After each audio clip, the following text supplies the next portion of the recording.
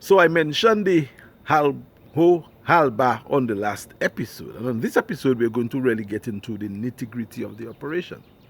Again, with the view to lending some experience and information to you, the young Calibishie person, or those who have lived the experience. Let us reminisce on the activities which were very popular in the day. Now, the men used to do this. The boys would observe. The ladies would cook and share food, and the little girls would also be around assisting the moms. Everybody got involved when there's an operation in terms of cutting a tree. That's the simplest way to say it. So the men used axe back in the day to cut the trees. There were no chainsaws that were used. And there were big axes and small axes. My grandfather was a major on cutting trees. He used a big axe. My father too. And there's some guys, like Obintu was involved in the tree felling business too, you know. Some guys use smaller axes. Well, I couldn't use an axe. I couldn't use a cutlass because as little boys we were not allowed to play with sharp-edged tools. But the major tool of the day was an axe. For those people who do not know an axe, ask your father, your mother, your grandmother, they'll tell you. So these men would cut the tree, but they would mark or they would make a wedge cut. So they would cut the bottom part flat and they would make a little V wedge so that the tree knows where to fall, but not just falling, it would not fall completely. It would fall, it would support itself with the weight, and eventually the weight of the tree would break the tree and it would fall on the stuff, and it would fall exactly where they wanted it to fall. Precision to the T. Wind could be blowing, rain could be coming down. These men, when they were cutting that tree, they let it fall where they wanted that tree to fall, with no mistake. I never saw that in my life. Now, it would take a while to cut, maybe a few hours, but then it started, the tree is starting to give way.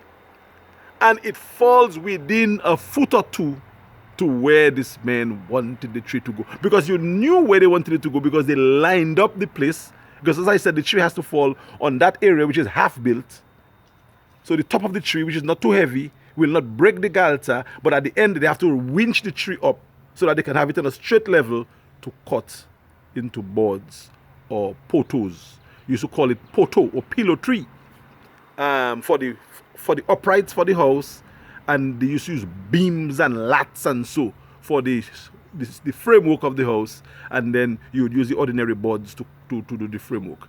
And then, you know, you make your lattice, and then your roof, and then you put your galvanized zinc would be what was used to cover every house. Every house in Calibishie was covered with zinc at one point or the other.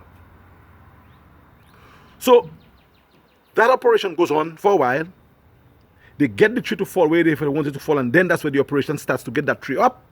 And when they get that tree up, as I told you on the last episode, they mark the areas. If it's 2 inch, 1 inch, 4 inch, they mark it out. And I remember also they used to put a little wedge. They used to cut a little like a V shape in every mark that they made. So you put the thread or the line in the V on both sides, and they pull it, and you have a straight line going across. So when that lines up now, so you see if it's 8 buds, you get in 8 buds by, let's say 4 feet. I said sometimes the trees were 6 feet, but I think I am mixing up the Northeastern Timbers big gourmet trees, which were like 6 feet for real, and some of them, with the HAL bar.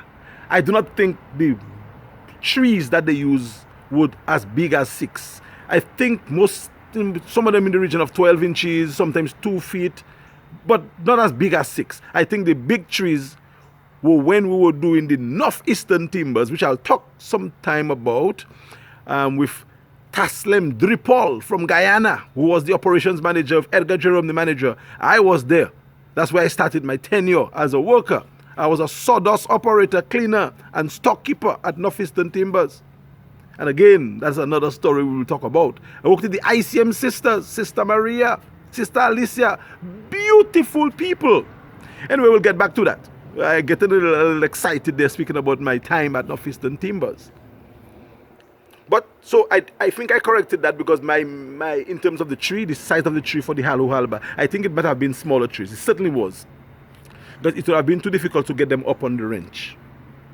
So the trees get up there, you have your markings, and it's time to do some cutting. But we'll discuss that on the next episode.